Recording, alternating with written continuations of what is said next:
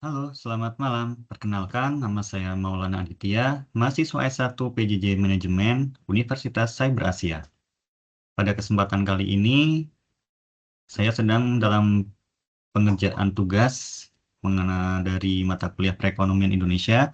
Video ini saya unggah dalam rangka untuk memenuhi tugas Perekonomian Indonesia. Baik, kita mulai dari sekarang.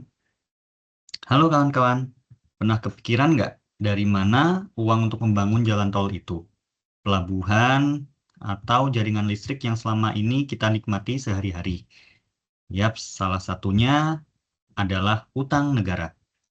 Di video ini kita akan membahas bagaimana utang pemerintah Indonesia berkaitan erat dengan pembangunan infrastruktur, lengkap dengan resiko yang perlu kita waspadai dan juga peluang yang bisa kita manfaatkan.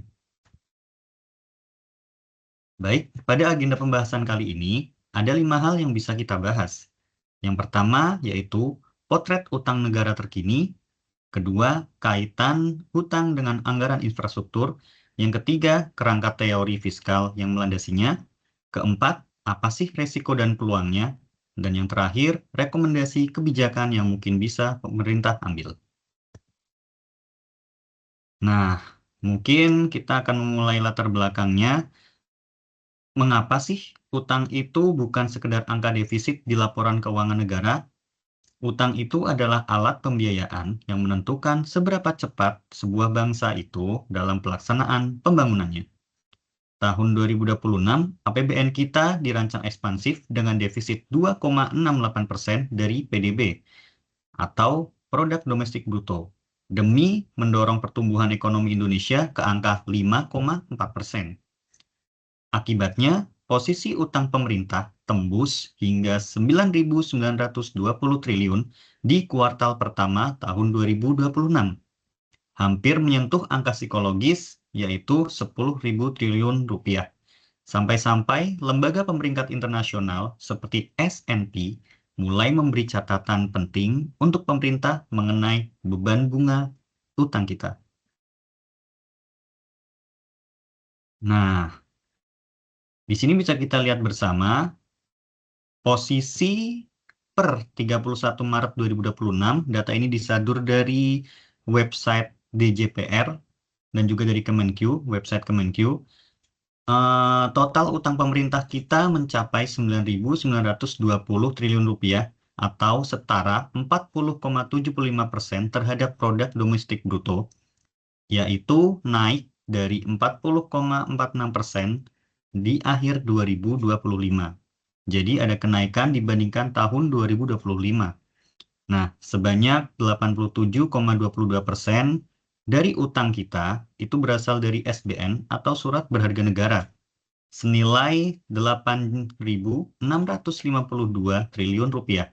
Sisanya adalah dari pinjaman atau utang luar negeri. Nah, ada kabar baiknya. Angka ini masih di bawah batas maksimal 60% yang diatur oleh Undang-Undang Keuangan Negara. Tapi karena trennya terus naik, itu sudah cukup untuk membuat pemerintah aware ya. Nah, kurang lebih seperti ini. Kemudian kita akan mencoba untuk melihat tren rasio utang terhadap PDB. Yuk kita lihat datanya bersama-sama di slide yang ini. Nah, kalau kita lihat trennya sejak 2021, rasio utang terhadap PDB kita relatif masih stabil di kisaran 39-41%. Sempat turun 39,21% di tahun 2023, lalu naik lagi ke 40,75% di awal 2025, dan 2026. Kemudian kalau kita lihat dari sisi komposisi, mayoritas utang kita berasal dari SBN atau surat berharga negara. Nah, hal ini menunjukkan bahwa pasar keuangan domestik semakin dalam dan matang, tapi ada juga artinya yaitu kita cukup bergantung pada sentimen investor modal internal atau dalam negeri. Nah, Di slide selanjutnya, di sini dicantumkan bahwa total belanja negara di APBN 2026 dipatok sebesar 3.842,0 triliun rupiah. Dengan target pendapatan sebesar 3.153,6 triliun. Nah, menariknya, di tengah ekspansi ini, anggaran Kementerian PU justru dipangkas sebesar 12,71 triliun. Berdasarkan arahan langsung Presiden dengan tujuan untuk menjaga defisit tetap aman di tengah ketidakpastian ekonomi global. Tapi bukan berarti pembangunan berhenti ya. Proyek strategis nasional tetap dikebut kok. Infrastruktur logistik seperti pembangunan atas pelabuhan, jalan tol, dan lain-lain, dan juga komitmen transisi energi lewat JETP malah naik menjadi 21,4 miliar dolar AS. Nah, ini penting karena biaya logistik nasional kita masih di atas 20% PDB. Salah satu yang tertinggi dan jadi PR besar yang coba diselesaikan lewat infrastruktur. Supaya ada konteks, mari kita coba bandingkan dengan negara lain. Rasio utang Indonesia di 40,75% itu jauh lebih rendah dibandingkan dengan negara tetangga seperti Malaysia yang sekitar 64%, Thailand juga kurang lebih 64%, apalagi jika dibandingkan dengan Singapura yang bisa di atas 160%, atau negara adidaya seperti Jepang dan Amerika Serikat yang mencapai 275% dari PDB mereka. Tapi bukan berarti kita boleh santai ya. Tapi hal ini justru menunjukkan kalau kita masih punya ruang fiskal yang relatif sehat dibanding banyak negara maju. Tapi tetap kewaspadaan tetap harus dijaga. Kemudian secara teori, ada beberapa cara teori dalam memandang hal ini. Pertama, pandangan Keynesian, yaitu utang produktif untuk infrastruktur bisa mendorong permintaan agregat lewat efek pengganda terhadap perekonomian. Yang kedua, ada konsep crowding in and crowding out.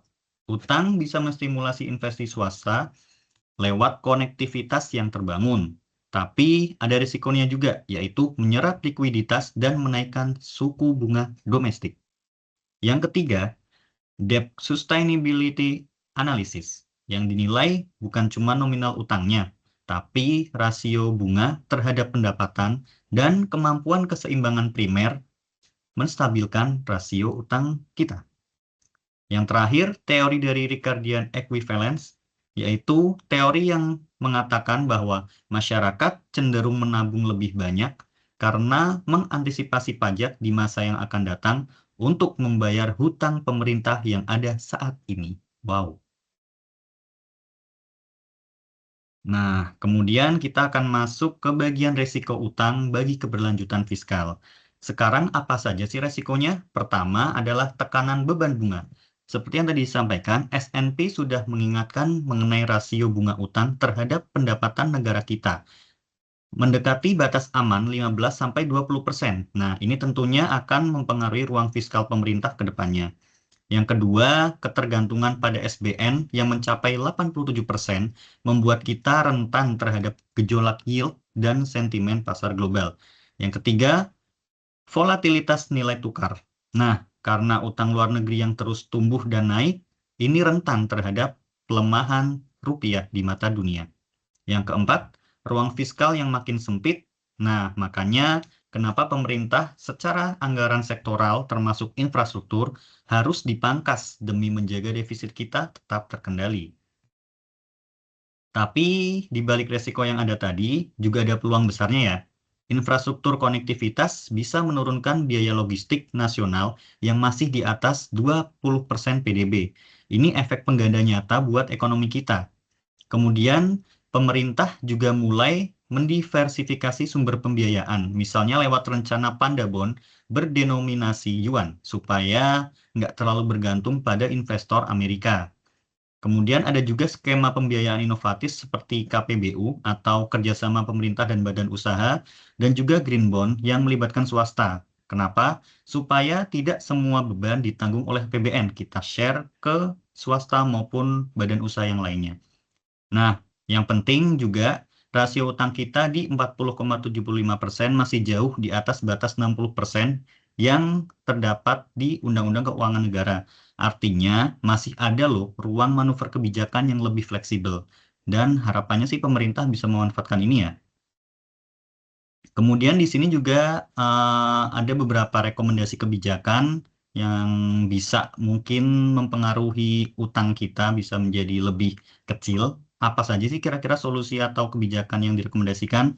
Pertama, perkuat penerimaan negara tentunya. Nah, salah satu teknisnya itu dengan mengejar target tax ratio mencapai 10,5% supaya beban bunga terhadap pendapatan turun ke level yang aman. Kedua, arahkan utang khusus untuk proyek produktif dengan efek pengganda tinggi, bukan untuk program jualan pejabat. Ketiga, perluas skema KPBU dan blended finance supaya beban APBN kita nggak terlalu berat. Keempat, lakukan terus diversifikasi basis investor lewat instrumen seperti Pandabon.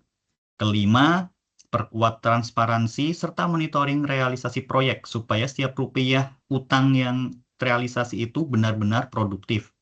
Nah, tentunya yang keenam nih terakhir paling penting juga, berantas korupsi sampai ke akar-akarnya. Ibarat tubuh yang sakit, percuma kita banyak minum suplemen, tapi bagian yang sakit nggak kita obatin. Nah, kemudian kesimpulannya dari materi yang saya coba sampaikan pada kali ini, yaitu kesimpulannya secara rasio, utang Indonesia saat ini masih dalam batas aman, tapi tren kenaikannya menuntut pemerintah untuk tetap waspada, sekalipun masih di bawah batas aman menurut Undang-Undang Keuangan Negara. Selain itu, utang tetap jadi instrumen strategis pembangunan infrastruktur, asal dikelola untuk proyek produktif, sekali lagi, bukan sekedar menambah beban atau jualan program pejabat. Kemudian keberlanjutan fiskal jangka panjang bergantung pada penguatan penerimaan negara, diversifikasi pembiayaan, dan tata kelola yang transparan, dan juga semakin kecilnya tingkat korupsi kita. Nah, pada akhirnya risiko dan peluang ini akan berjalan beriringan.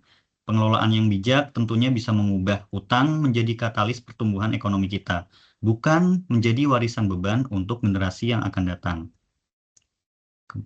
Terakhir, seluruh data dalam video ini bersumber dari publikasi resmi Kementerian Keuangan, Bank Indonesia, serta pemberitaan media ekonomi nasional terkini. Terima kasih sudah menonton. Selamat malam.